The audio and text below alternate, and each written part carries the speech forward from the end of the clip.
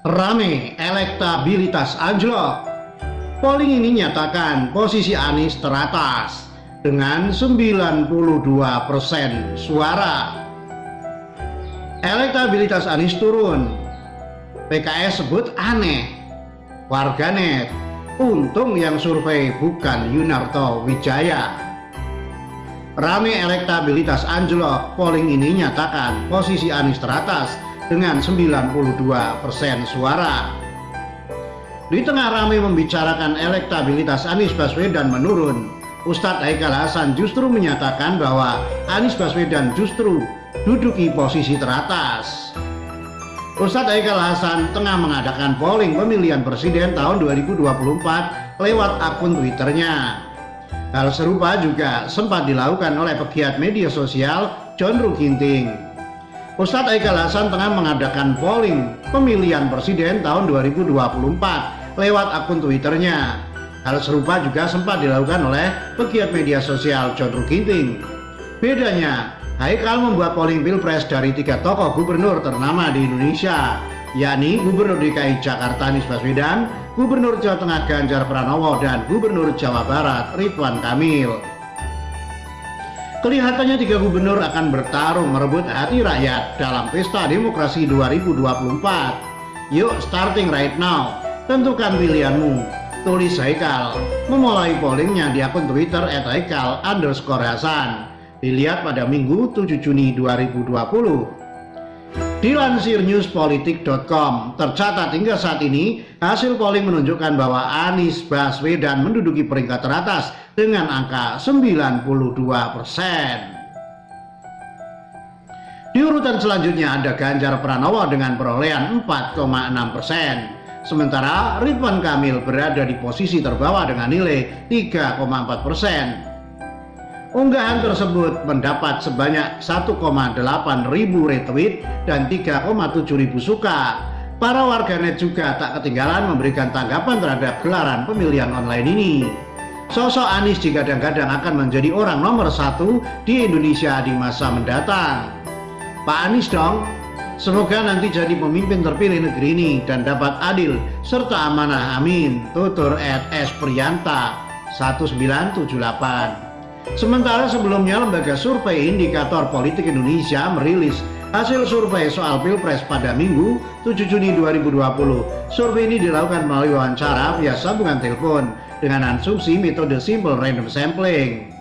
Ukuran sampel 1.200 responden memiliki toleransi kesalahan margin of error sekitar kurang lebih 2,9% pada tingkat kepercayaan 95%. Survei digelar pada 16 sampai 18 Mei 2020 terhadap 1.200 responden yang dipilih secara acak dari kumpulan sampel acak survei tatap muka langsung yang dilakukan Indikator Politik Indonesia pada rentang Maret 2018 hingga Maret 2020. Hasilnya, elektabilitas Ketua Umum Partai Gerindra yang juga Menteri Pertahanan Prabowo Subianto berada di posisi teratas dengan 14,1% suara. Namun angka ini turun dibanding survei pada Februari 2020. Lalu di mana Prabowo meraih suara sebesar 22,2%. Di posisi kedua ditempati Gubernur Jawa Tengah Ganjar Pranowo dengan raihan suara 11,8%. Elektabilitas Ganjar mengalami kenaikan dari 9,1% di bulan Februari. Sementara Gubernur DKI Jakarta Anies Baswedan yang pada bulan Februari berada di posisi kedua dengan perolehan suara 12,1%. Kini harus turun ke posisi ketiga karena elektabilitasnya merosot menjadi 10,4%. Posisi keempat ditempati Gubernur Jawa Barat Ridwan Kamil yang elektabilitasnya naik signifikan.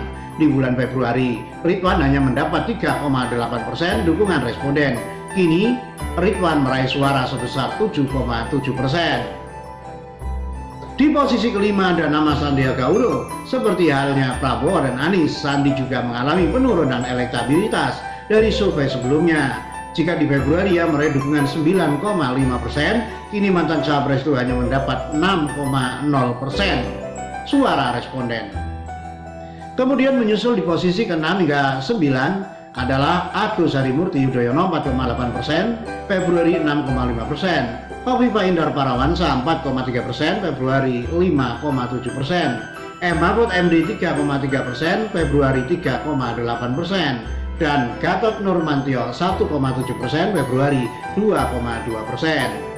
Selanjutnya di posisi 10-14 ditempati Erick Thohir 1,6%, Februari 1,9%, Puan Maharani 0,8%, Februari 1,4%, Tito Karnavian 0,6%, Februari 0,8%, Budi Gunawan 0,4%, Februari 0,4%, dan Muhaimin Iskandar 0,0%, Februari 0,3%.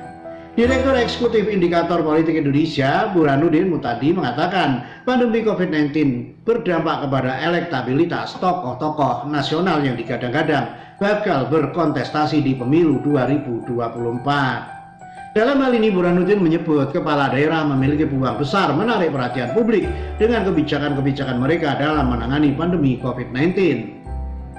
COVID dapat mengubah peta elektoral karena menjadi lahan kepada kepala daerah menunjukkan taringnya, kata Burhanuddin dalam pemaparan survei secara daring Minggu 7 Juni 2020.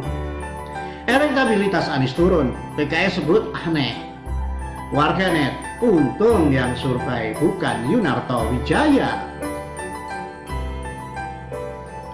PKS merasa ada yang ganjil dari hasil survei Indikator Politik Indonesia yang menyatakan elektabilitas Gubernur DKI Jakarta Anies Baswedan turun sebab menurut PKS, Anies berhasil dalam menangani penyebaran virus corona atau COVID-19 di ibu kota. Anies turun agak aneh karena Jakarta justru berhasil menangani penyebaran corona.